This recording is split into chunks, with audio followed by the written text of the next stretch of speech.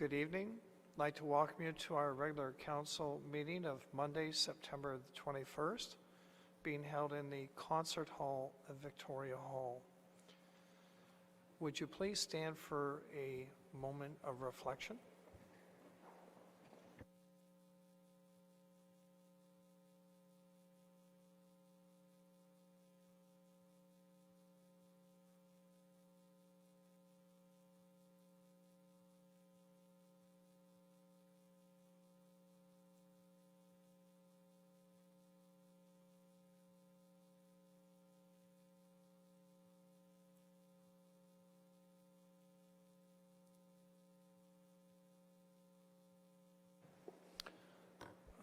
Deputy Mayor, are there any additions to the agenda? No, Your Worship, there are no additions this evening. Are there any disclosure of pecuniary interest from members of council? Seeing none, Mr. Larmer will proceed. Yes, Your Worship, members of council. Next, we have the adoption of the minutes of the previous meeting. And first, we have the adoption of the Monday, August 31st, 2020 regular council meeting minutes. Deputy Mayor? Action recommended that council adopt the minutes of the regular council meeting held on Monday, August 31st, 2020 as presented. Seconder? Councilor Barreau, discussion? All in favor? Against? Carried.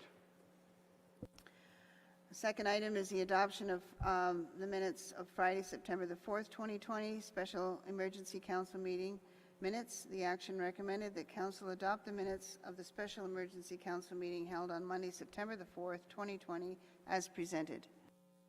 Seconder? Councilor Beatty, discussion? All in favor? Against? Carried.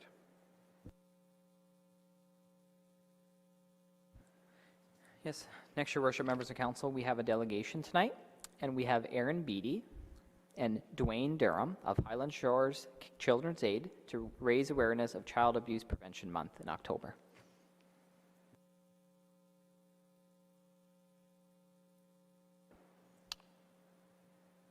Again, welcome to both of you. I know you've been here in past, and we look forward to your delegation. For members of the public and, of course, in the audience, the screen is slightly behind you. Thank you.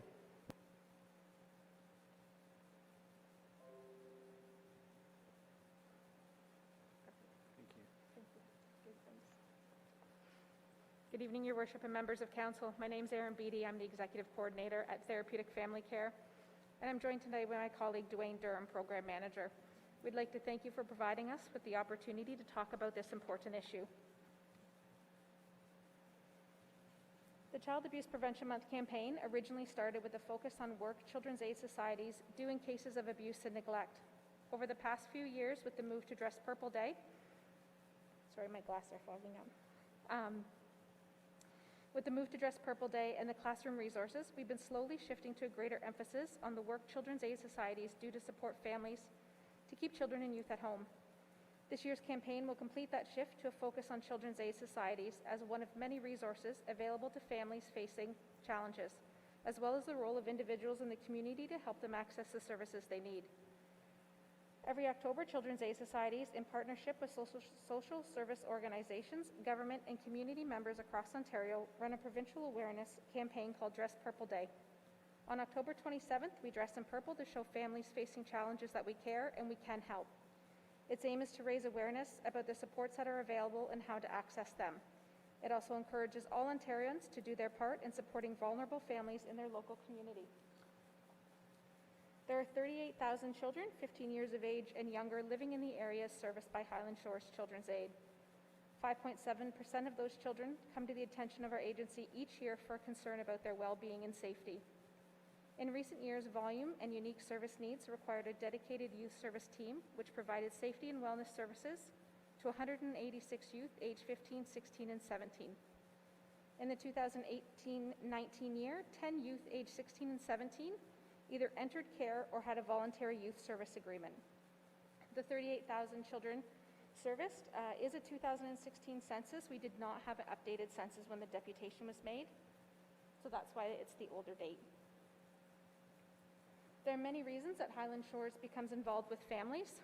It could be caregiver capacity, separation from the parent or caregiver, emotional harm, physical sexual harm by commission, or harm by omission. As you can see, there are only 20% of referrals are related to extreme abuse most people associate with child welfare. The majority of children receiving services from Highland Shores is a result of families being unable to meet children's physical and emotional needs. Some of the difficulties that our families face include mental health concerns, addictions, social isolation, trauma, and extreme financial stress. If you have any reason to believe a child or youth is in need of protection or is at risk of harm, use your voice to speak up for them and make a call to Highland Shores Children's Aid. We can help. Our goal is to keep children at home with their families when it is safe to do so. In the fiscal year 2019 and 2020, the Society recorded 3,903 child protection intakes. 61% of these intakes were assessed as requiring services. More than 1,350 families are assessed for concern about their children each year, and approximately 637 families are provided with ongoing services and support. In approximately 93% of all open family services at Highland Shores Children's Aid, the children are living in the family home. The main reason children are admitted to care is caregiver capacity. Analysis and admission to care spoke to the complexity of children's needs in children, resulting in a number of situations where children come into care due to lack of service rather than child protection concerns. So who's reporting? The percentage of the child protection intake calls come from community organizations, educational, law enforcement, medical, mental health, family members, the parent themselves, other reasons that are not listed in anonymous phone calls. Highland Shores Children's Aid, with the help of our community partners, provides a broad range of services to children and families where there are concerns about safety and well-being. Even during the pandemic, we continue to visit children and families in their home while observing the current health recommendations. Our child welfare workers help families obtain the services they may need, such as parenting or treatment programs. During the pandemic, there have been many challenges which have potentially created new or different issues for families to manage. Some of the challenges families encounter as a result of COVID-19 are financial stress, isolation, and limited ability to access services during these times. We expect that September to December will be a pressure point in a number of areas, both in child welfare and in the community. Highland Shores Children's Aid will work with the community in helping to address these concerns and support families in ways that are most beneficial for them. Ongoing families by regions serviced by Highland Shores. 65% of our families are in Hastings County, 21% are Northumberland County, 9% Prince Edward County, 4% are out of jurisdiction, and 1% is unknown. So what can you do? Help us spread this message. Create a video, join the conversation online at #DressPurpleDay2020 and I Dress Purple Because. And wear purple on October 27th to show that you're part of a community that cares for children, youth, and families. To learn more about the campaign, visit oacas.org/DressPurpleDay. Again, Dress Purple Day is October the 27th, and purple t-shirts can be purchased from our Children's Foundation by calling them or going online. And we do ask for you to speak up for kids and use your voice to keep them safe and well cared for. Thank you for your support. Thank you very much for your delegation presentation. Are there any clarification questions from members of council? Councillor Chorley? First of all, thank you so much for making this presentation. The work you do is tremendously important. Just for the benefit of members of council and for the public, could you take a moment to explain some of the warning signs that we should be watching for, maybe some of the indicators that a child may need to be referred to your services? There's the obvious physical signs that bruises, things like that people can pick up. Undue emotional stress on the child, especially in schools and in daycares. If there's a difference in behavior, a concerning difference in behavior, then those are things that people can look at. And we really encourage anyone, if they have a concern of any kind, to report. Sometimes people think, well, maybe it's not that significant, but we'll remind people that it may not just be that. There may be 5 or 6 other reports that we have on the same child, so it kind of adds up in that regard. So we're anticipating, actually, one of our large referral sources, as you would have seen, is schools and daycares, and so we're anticipating, now schools that are coming back in September, that we're going to have a wave of reports that we didn't see in March, April, May, and June. So I hope that answers your question. Any other questions, clarification? Seeing none, thank you very much, as always, for doing this annually. I think it's critically important that you remind us of this important message. Deputy Mayor, delegation action to you. Thank you, Your Worship, and thank you very much for the presentation this evening. We look forward to it every year. Delegation action that we accept the information and presentation for information purposes and encourage everyone on council and in the community to support Dress Purple Day on Tuesday, October 27th, 2020, to try and make a difference and hopefully end what will probably be a difficult year this year. But so, thank you. That would be my delegation action. You're okay with that, Mr. Larmer? Okay. All those in favor? Against? Carried. Back to you, Deputy Mayor. Thank you, Your Worship. The first item under General Government Services is the Committee of Whole Meetings minutes held on Monday, September the 14th, 2020. The action recommended that Council receive and adopt the minutes of the Committee of the Whole meeting held on Monday, September 14th, 2020. Seconder, Councillor Beatty. Discussion? All in favor? Carried. Back to motions. That's back to you, Deputy Mayor, under General Government.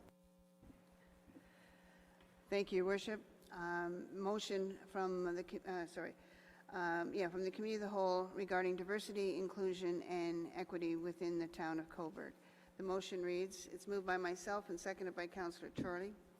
Whereas at the Committee of the Whole meeting on September 14th, 2020, Council considered a memo from the Municipal Clerk, Manager of Legislative Services regarding diversity, inclusion, and equity within the Town of Cobourg. And further, that the Municipal Council on June 29th, 2020, provided staff with a direction to draft and present a diversity, equity, and inclusion policy for the Town of Cobourg that will encourage, promote, and insist upon awareness, equality, and acceptance by all residents and municipal staff in the corporation of the Town of Cobourg. And further, that staff recommend that the Municipal Council not only provide direction for diversity, equity, and inclusion policy, but that Council engage and establish a leadership approach in responding to a call for more municipal action on supporting diversity, inclusion, and equity across the jurisdiction on the Town of Cobourg community. Now, therefore, be it resolved that Council directs staff to create supporting governance structures with internal and external stakeholders from the Black, Indigenous, and people of color, women, people with disabilities, newcomers to Canada, lesbian, gay, bisexual, trans, queer, two-spirit, intersex, and asexual people, as well as those who identify as pansexual, questioning, non-binary, and other gender and sexual minorities. 2SL, GB, 2Q, 1AP+, community and visible minorities, in order to identify and develop priorities, strategies, and initiatives to support the equity, diversity, and inclusion effort in the Town of Cobourg. And further, that Council directs staff to engage Cobourg's diverse community to help create potential draft terms of reference, to advise Council and make recommendations to provide a monitoring and measuring role to ensure that the town applies a diversity, equity, and inclusion lens to its policies, services, and programs. And further, that Council directs staff to make an application to join the Coalition of Inclusive Municipalities, CIM, as a commitment to investing time and resources towards creating a more welcoming and inclusive community, in which the CIM network brings together municipalities that want to improve their policies against racism, discrimination, exclusion, and intolerance, and together the municipalities undertake initiatives to eliminate all forms of discrimination with a view to building open and inclusive societies. And further, that council directs staff to bring forward a report to a December council meeting or an earlier meeting presenting a status update on the recommendations approved and outlined within the staff report. Further discussion, members of council? Seeing none, all those in favor? Against? Carried. And off to Public Works with Councillor Darling. Thank you, Your Worship. I have a motion here moved by myself, seconded by Councillor Bureau.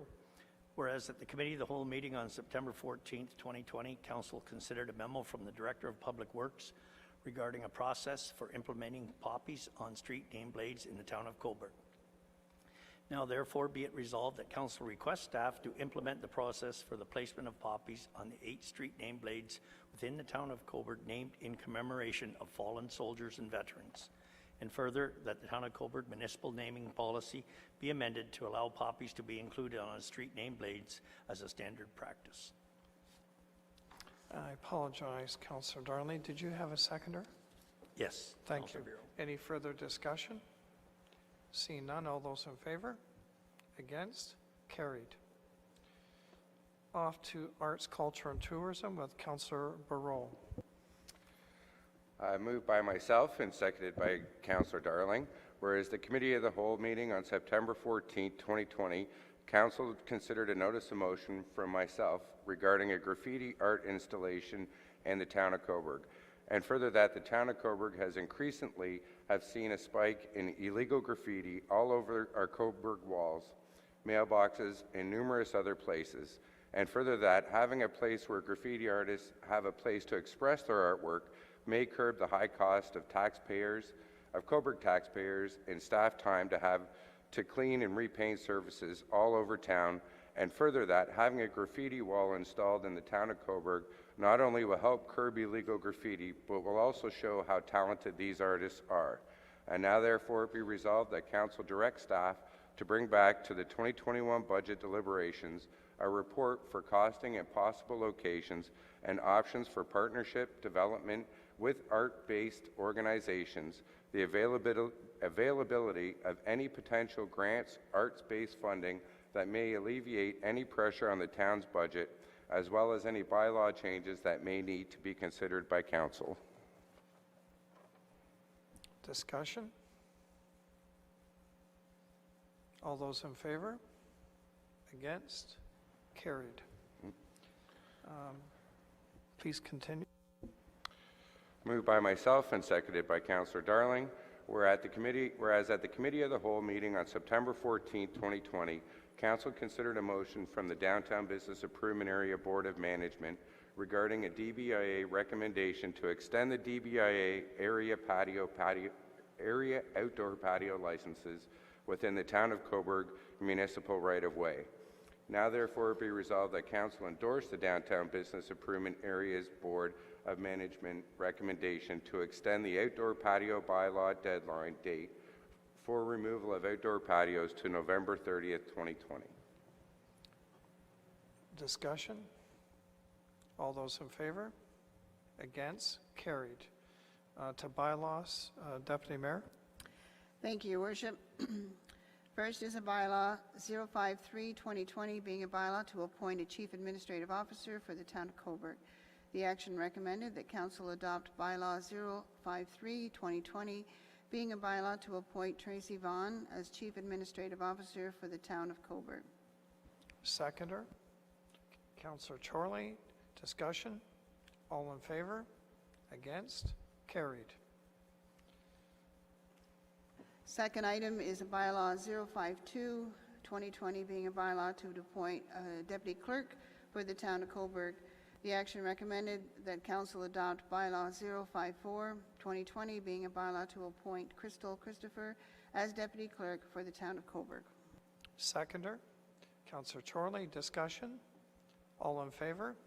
Against? Carried. Off to Planning and Development Services with Councillor Beatty.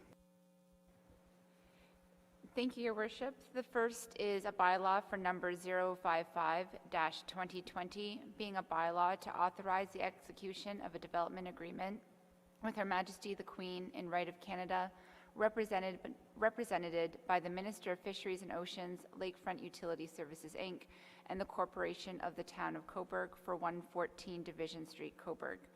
The action recommended is that Council adopt bylaw number 055-2020, being a bylaw to authorize the Mayor and the Municipal Clerk to execute on behalf of the Corporation an agreement with Her Majesty the Queen in Right of Canada, represented by the Minister of Fisheries and Oceans, Lakefront Utility Services, Inc., and the Corporation of the Town of Cobourg for the redevelopment of the existing Canadian Coast Guard Search and Rescue Station at 114 Division Street, Cobourg, subject to the finalization of details by municipal staff and partner review agencies.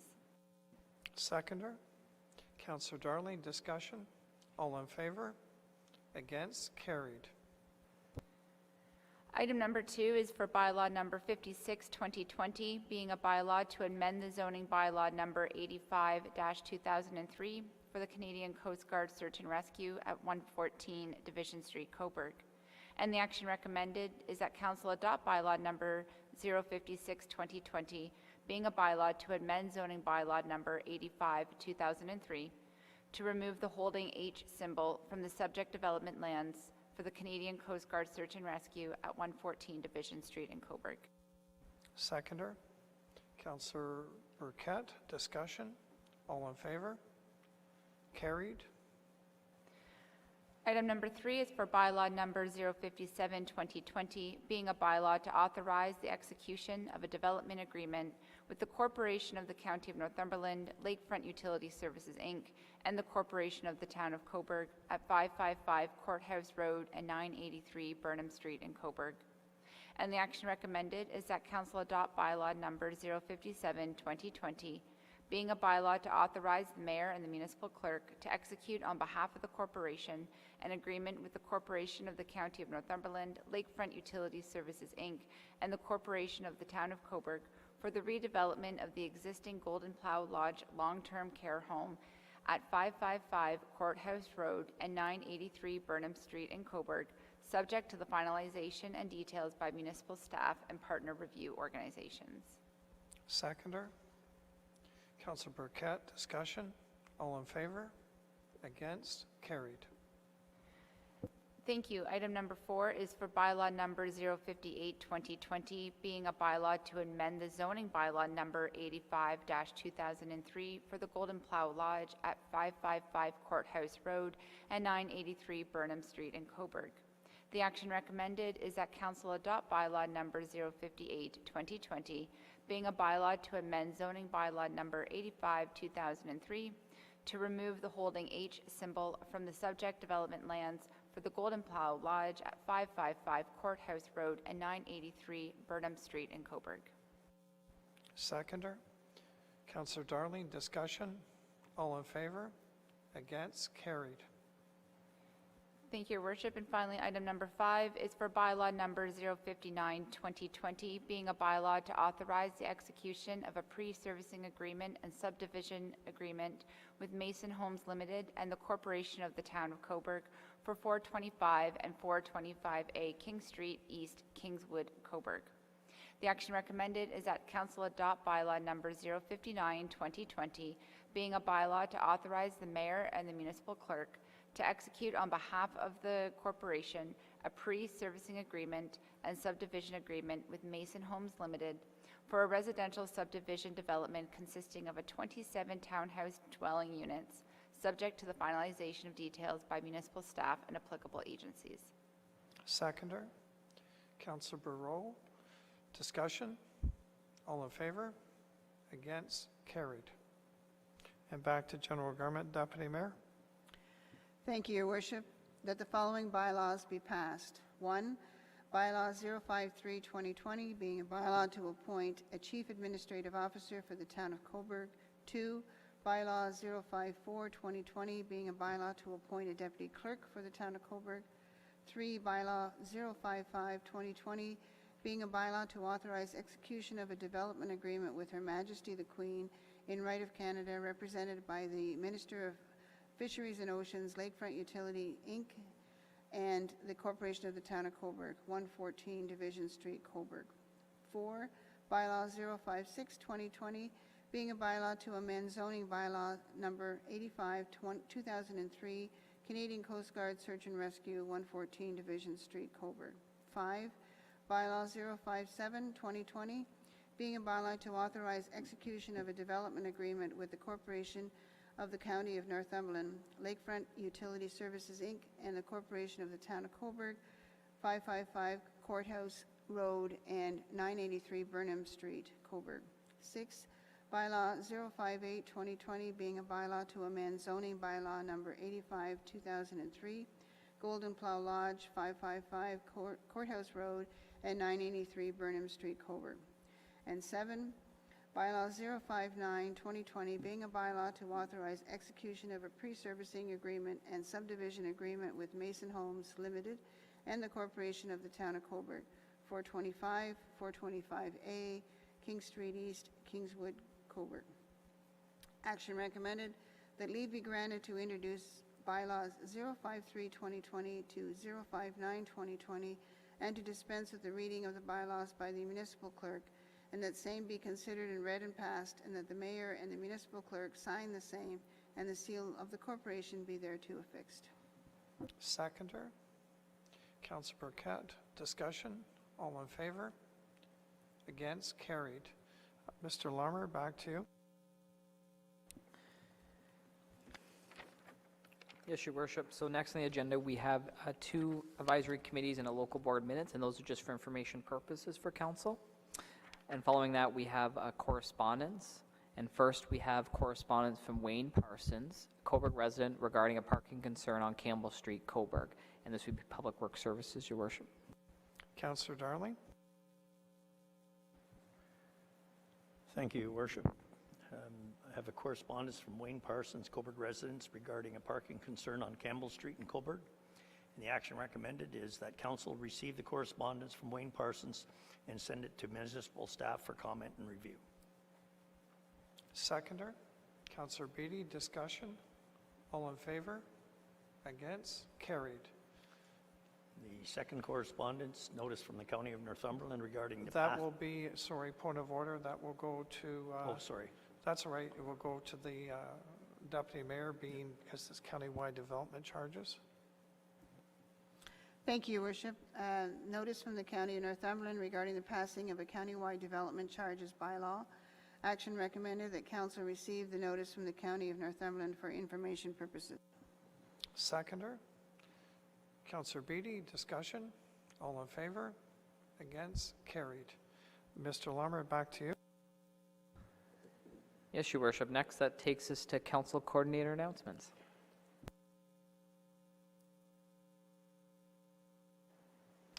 Yes, I have items before you tonight I'd like to share. First of all, it's indeed my pleasure to welcome with the passing of the bylaw tonight, the CEO for the Town of Cobourg.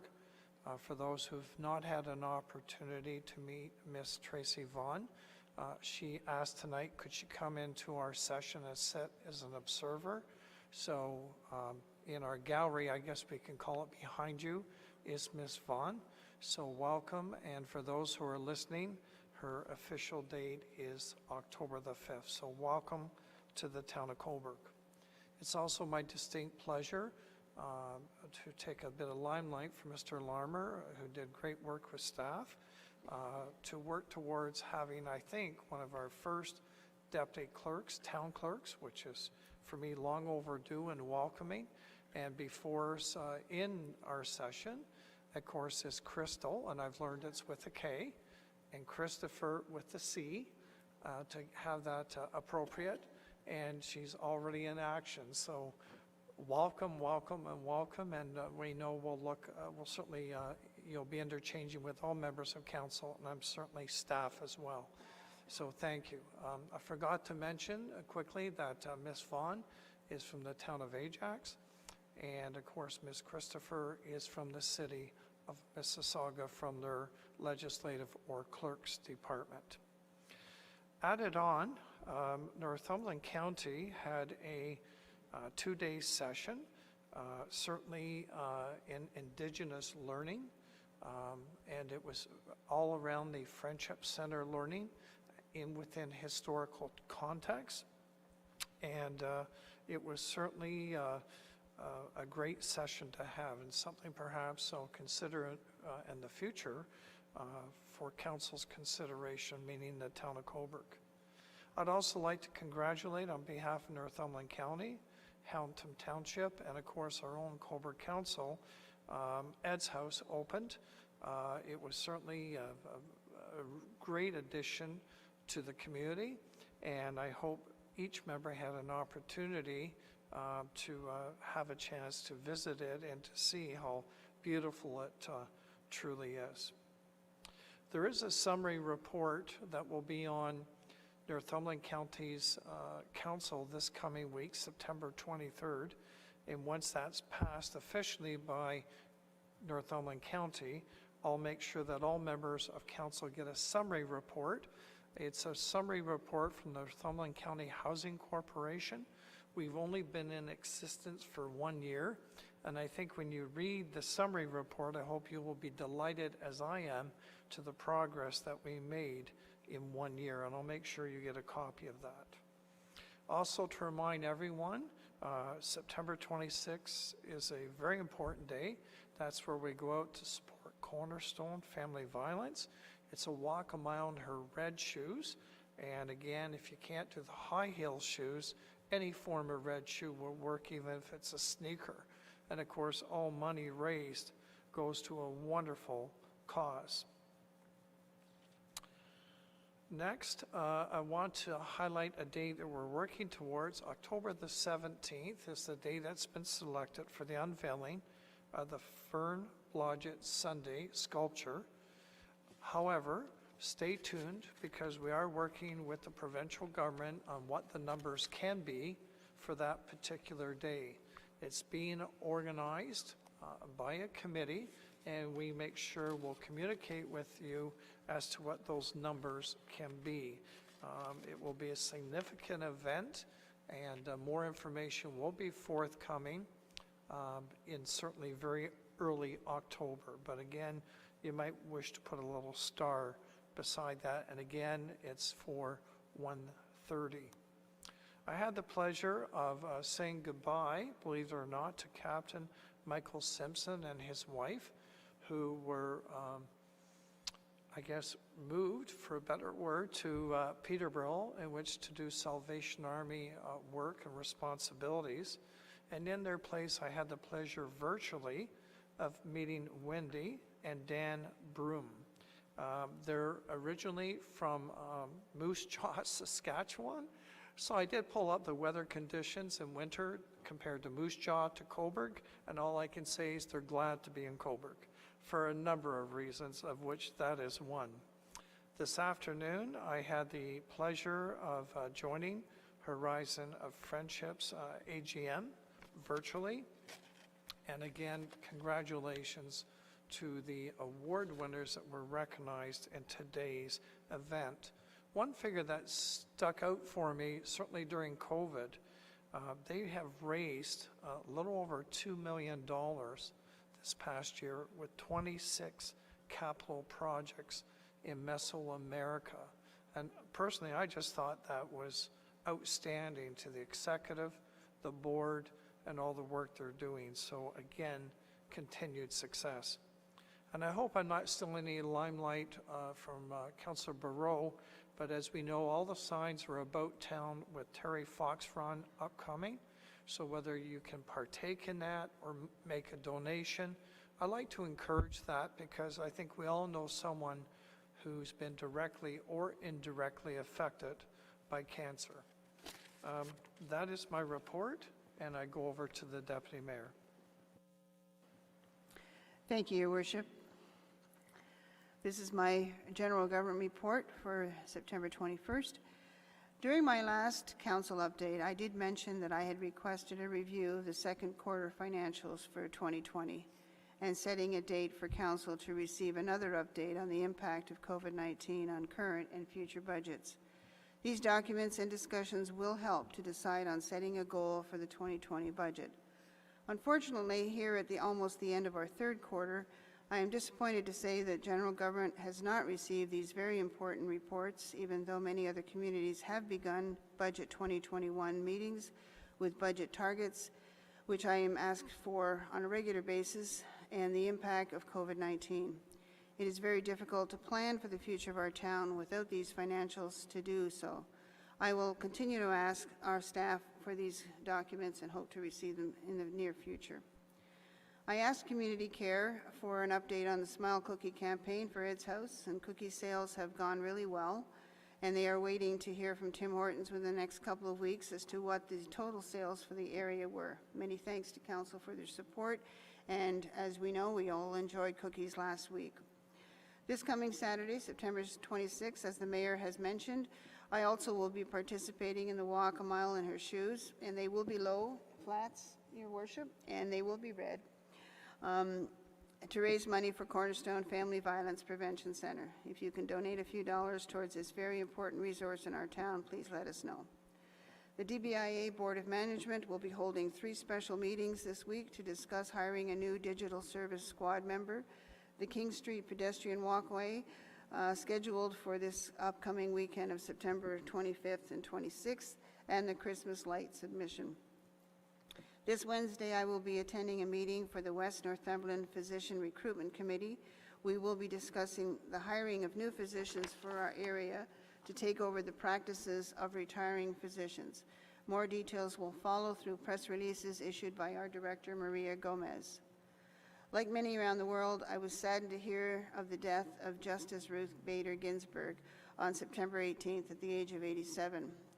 She was actually born Joan Ruth Bader, but the teachers got confused with so many Joans in the classroom that she decided to use her first name, Ruth, throughout her entire education career.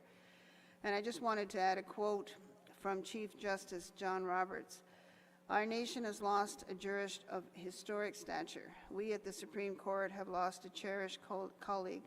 Today we mourn, but with confidence what future generations will remember Ruth Bader Ginsburg as we knew her, a tireless and resolute champion of justice. As a judge, Ginsburg favored caution, moderation, and restraint. She was considered part of the Supreme Court's moderate liberal bloc, representing a strong voice in favor of gender equality, the rights of workers, and the separation of church and state. And to many of us women in politics, she's been a role model for years, and I'm guessing will continue to be so even after her death. In closing, I would like to congratulate the Canadian comedy Schitt's Creek on their winning of 9 awards last night during last night's Emmy Awards. 6 seasons of this series covered inclusivity and love, and those of us that watch the show are thrilled to see a Canadian series become so successful. Congrats to Jean and Dan Levy, Catherine O'Hara, and Annie Murphy and their amazing team of actors and crew. You made us all in Canada very proud. And that's my report, Your Worship. Thank you. Councillor Beatty. Thank you, Your Worship. My coordinator's report from August 31st was quite extensive, so this round for September 21st will be shorter. Just a few things to highlight. An important project update from August 31st is from Trinity Housing's affordable housing project on John Street. Trinity Housing has been busy working on its application to CMHC for funding under the co-investment program, and planning staff has been providing assistance where required. Cobourg Council approved the amendments to the official plan and zoning bylaw in 2019, and a consent for severance was approved by the Committee of Adjustment in June of 2020 to permit the 27-unit apartment building. It is anticipated that Trinity Housing will be submitting their application for site plan approval by the end of September. This Wednesday, the 23rd of September, the Heritage Advisory Committee will be reviewing and discussing the East Pier design concepts as part of its agenda, so I'm looking forward to hearing their impressions from a heritage perspective. The Planning Department has 2 statutory public meetings scheduled for next week. September 28th at 5 p.m. is a public meeting for the town's affordable and rental housing community improvement plan, followed by the next day, September 29th at 5 p.m., a public meeting for the Van Dyke's site plan proposal. Both meetings will be held here in the concert hall. They can also be streamed live via the town's YouTube channel. Capacity for public attendance is limited, so members of the public interested in making a presentation must register in advance by emailing clerk@cobourg.ca. Written correspondence can also be submitted to the clerk as part of the public meetings. These are the first public meetings since Council approved the revisions of the town's public notification, engagement, and meeting procedures for Planning Act applications, which took effect on January 1st, 2020. I'd like to remind Council and the public of one significant change to the public meeting procedures. Staff will no longer prepare a planning opinion or a recommendation report to Council prior to the public meeting. As part of the new procedures, the public input provided at the public meeting will be referred back to the proponent and planning staff. The planning report will be prepared after the statutory public meeting and brought back to Council without compromising the Planning Act timelines. There will be a slight exception for reports for the Affordable Rental and Housing CIP public meeting on September 28th, as this is a town-led project. On behalf of Transition House, I would like to invite members of Council to join me on October 3rd from 10 a.m. to 12 p.m. for a neighborhood cleanup. Transition House staff and volunteers are initiating a community cleanup as an act of positive outreach, education, and an opportunity to build healthy relationships while contributing to the cleanliness of their surrounding neighborhood. All public health COVID-19 safety guidelines, including limitations for gathering, will be followed. And that's my report. Councillor Beatty, did you have a time for the October 3rd? Yes, Your Worship. 10 a.m. to 12 p.m. and a formal invite to all of Council will be sent out this week. So that's October 3rd, 10 a.m. to 12 p.m. Meeting in front of Transition House. But again, a formal invite with all public health safety guidelines will be circulated to members of Council. Okay, thank you. Councillor Darling. Thank you, Worship.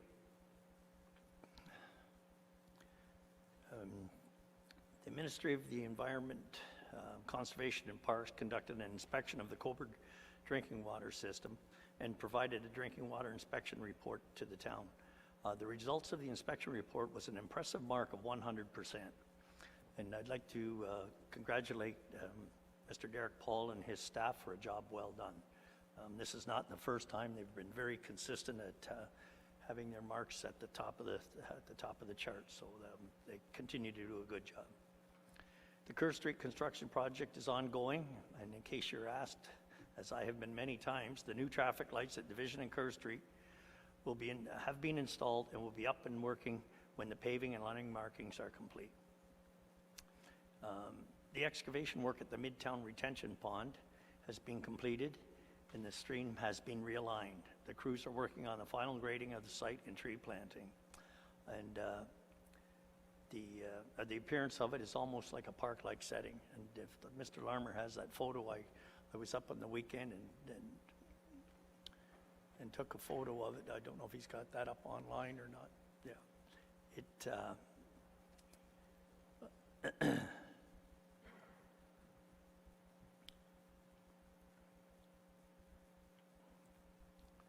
While we're waiting for that, I'll go ahead with the Matthew Street upgrades. All in-ground servicing have been completed, the curbs are in place, and the paving of the street will be complete in the very near future. In my last report, I showed Council a photo of the neighbors on the street providing lunch for the construction crew. Well, before the crews moved on to their next projects, the residents on the street threw them a pizza party in appreciation of all their hard work in that neighborhood. So we have the photo up there. Unfortunately, it's a little blurry on the screen there, but you can see the railing along the concrete edge where the creek meanders down through. It's a nice snaky bending creek up through with gabion stone along the side and a substantial amount of trees planted there. I would highly recommend everybody go up and take a good look at it. Oh, okay. And Council has a look at it on their email, the clerk tells me. All right, the residents of Tremaine Street will be very happy to hear that their street will be resurfaced in October. There have been some concerns on that end of things. And microsurfacing of the road surface will commence in October on Acadia, Orchard Avenue, east of Coverdale, and Hamilton Avenue from Coverdale to Foot Crescent. The town paver stone contract that was completed for 2020 Staff will reassess their budget request for 2021 based on how far the $50,000 took the project in its first year. On the West Esplanade, there will be, the pavement will be receiving more pavement markings to further indicate that it's now a one-way street. There will be exit-only arrows pointing west that will be added to the Esplanade. In case you use Brook Road North on a regular basis, it's scheduled to be closed on October 1st and 2nd for the Canadian Pacific Railway to replace the rubber between the tracks. And in our transit, barriers have been installed on our buses now, so capacity is improving for ridership. But our biggest issue this week is the use of masks on transit. It was reported to staff by the bus drivers on Friday that over 75% of the riders are not wearing masks anymore. Most actually have them, but are not wearing them over their mouth and nose. And staff is going to bring a recommendation to council to mandate masks on our buses. And that is my report. If I may ask question, clarification on one of your points, Councillor Darling. You mentioned Tremaine Street. Does that also include Terrace, or is it just Tremaine Street? Just let me go back to it. Actually, that's a misread on my part, sir. It was Tremaine Terrace. Yes, it wasn't the street that they were going to do. It's Tremaine Terrace. Thank you for that clarification. Okay, thank you. And the reason I'm asking, because there's still construction with 415 King Street, which also fronts Tremaine Street. So thank you for that. Thank you. Okay, anyone else? Okay, thank you. We have Councillor Chorley. Thank you, Mayor Henderson. Starting with the CCC reopening, the phased opening of the Cobourg Community Centre began on August 31st. At this stage, the facility is operating with a 100-person capacity. That's 50 in the bowl arena and 50 in the gym. And just to clarify, the Ontario government's new limits on social gatherings do not apply to staffed recreational facilities such as the CCC, so programming will not be impacted and the facility will continue to offer the following activities. Fitness classes, they started today with online registration required, and you can do that on the CCC's website. The walking track is open 7 days a week with 4 assigned times each day and 10 people admitted per hour. Pre-registration is required. Drop-in programs are now being offered at the CCC, including pickleball and table tennis. Also, seniors yoga will begin the week of September 28th. Again, pre-registration is required for all programs. And hockey development camps have been taking place over the last 3 weeks, and the West Northumberland girls hockey will be starting soon. Please remember that upon arrival, there will be a check-in desk equipped with hand sanitizer, and be prepared for possible lineups. Please remember to wear a mask when entering the community center. Regarding the East Pier project, now is the time to provide feedback on the first stage of design. The MBTW Group consulting team has put together a short video outlining possible features and design styles for the pier. Citizens are encouraged to view the video and then participate in a short survey. Both can be found on the town's website at engagecobourg.ca. Just under 150 surveys have been completed so far, and the survey will remain open for the next 2 weeks. The design team will use this feedback to develop more detailed designs and costings, which should be ready for review later this year. Moving to waterfront operations, at the marina, lift out has been scheduled later than usual to compensate for the delayed start to the season. Power boats are scheduled for lift out on October 2nd, and the regular boat lift out will take place on October 24th. Just to let residents know, you may have noticed that there have been some structures in the area of the marina parking lot that have been moved around, including some of the dumpsters. This is in preparation for lift out.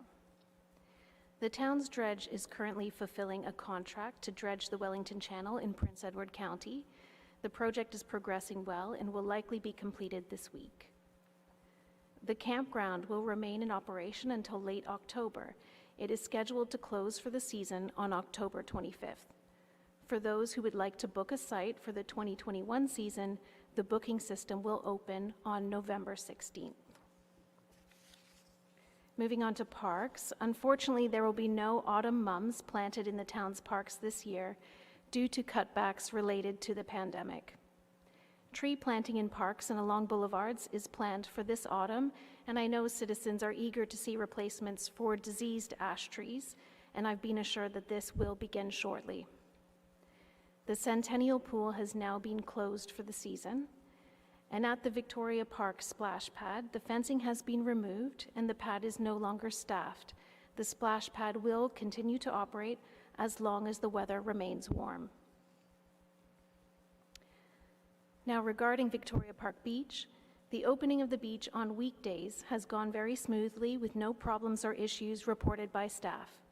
I've observed the beach daily, as have other members of council, and it appears to be lightly used with social distancing respected by beachgoers. As per council's motion, the beach will continue to be closed on Saturdays and Sundays until October 14th, when the fencing will be removed and the beach fully reopened. In preparation for next season, council has instructed the Parks and Recreation Advisory Committee to lead a review of Victoria Beach to gain a better understanding of how the town can manage the popularity of the beach and regulate activity along the waterfront. The committee is beginning to discuss how this review will be conducted and how public feedback will be gathered.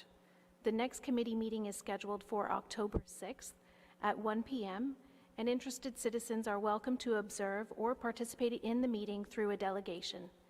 Feel free to contact myself or the town clerk for more information. And finally, I'd like to echo my colleagues and briefly acknowledge some key staff members. Firstly, I would like to thank Director Ian Davey for his willingness to serve as interim CAO over the past year, and especially through the pandemic. I know that both staff and council have appreciated the long hours he's put into the role during this very challenging period for all municipalities. I would also like to welcome 3 important newcomers. Jamie Kramer, Cobourg's first ever accessibility coordinator, who will be working to enhance the town's accessibility policy and multi-year plan. And Crystal Christopher, Cobourg's first ever, I believe, deputy clerk, who will be enhancing our legislative services. And Tracy Vaughn, Cobourg's new CAO, who was selected through the first ever competitive recruitment held for this position. Ms. Vaughn brings a wealth of experience in community development, and I look forward to the transformational leadership she will bring to our municipality. And that's everything from Parks and Rec. Thank you. Not seeing any questions, we'll move on to Councillor Burkett. Thank you, Your Worship. I'm going to start with building stats that showed 22 permits issued in August with a total of 5 new dwelling units. The estimated construction value is over $5.4 million. Total year-to-date stats ending in August show permits at 292 issued with an estimated value of over $25.4 million and revenues of just over $320,000, and a total year-to-date of 109 dwelling units. And the last item that I'd just like to speak to is tomorrow the Cobourg Police Service remembers Constable William Rourke. On September 22nd, 1915, Constable Rourke was assisting with an arrest and engaged in a struggle. During the struggle, Constable Rourke collapsed, having a massive heart attack. He served with the Cobourg Police Service for 22 years. And that's my report, Your Worship. Thank you, Councillor Burkett. Councillor Barreau. Yes, I'm going to start off with the provincial government reduced the size of unmonitored events to 25 outdoors and 10 indoors. This doesn't apply to gatherings and businesses or municipality-run facilities, but it does apply to park permits for such things as picnics, birthday parties, etc. It would also impact events for which control over numbers would be difficult. I also joined the manager of marketing and events for some of our community partners, on a panel to review submissions for the seasonal photography contest. We're very excited to announce the winners shortly, and hope that the people continue to submit their entries for the upcoming fall and winter campaigns. And I do have to say that it was a lot of submissions, and it was extremely fun. We have another meeting to go through the next half of them, but we had such a good time going through all of them, and there were so many talented people out there. It was really good. Also, the Marketing and Events Department is working on another Support Local campaign, and campaign details will be announced later this week, just in time for the fall. And moving on, I don't know if anybody's seen these red shoes around town. They're supposed to be picked up and moved all over the place, and it's for Fetal Alcohol Spectrum Disorder Awareness Day, and it was really good to see them all going out, move shoes all over the place in the downtown area. I think they went up to the mall and all over. It was really good. So if you see them, you're supposed to pick them up and rehide them in the town somewhere. Moving on to the art gallery. The art gallery has a new intern. She's a collections intern.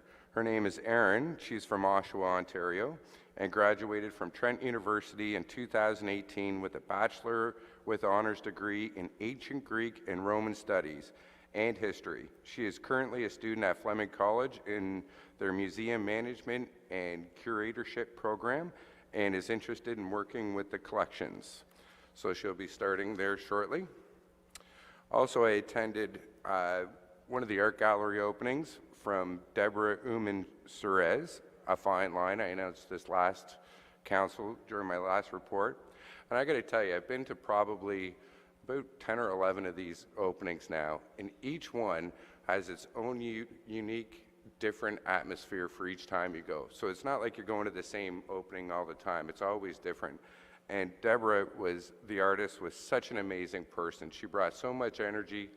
It was, she described her art, how each one that she did. It was really good. And I hope everybody can go up to the gallery and make an appointment and go see her art, because it was really good. And that was my report. Thank you. And thank you, everybody, for your detailed summation. Wonderful to see. It shows a lot is still happening in Cobourg, regardless of COVID. Moving on, Mr. Larmer. Yes, next, Your Worship, is the unfinished business tracking table, and it's on the agenda for council's information. And then next, after that, we have a closed session item tonight. Deputy Mayor. Thank you, Your Worship. The closed session, the motion is that council meet in closed session in accordance with section 239(2) of the Municipal Act 2001 regarding section 239(2)B, personal matters about an identifiable individual, including municipal or local board employees, personnel matter.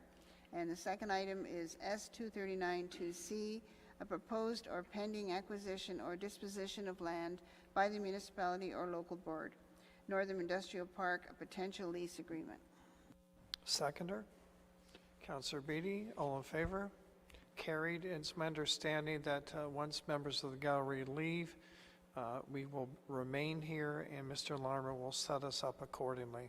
So we just ask for your patience.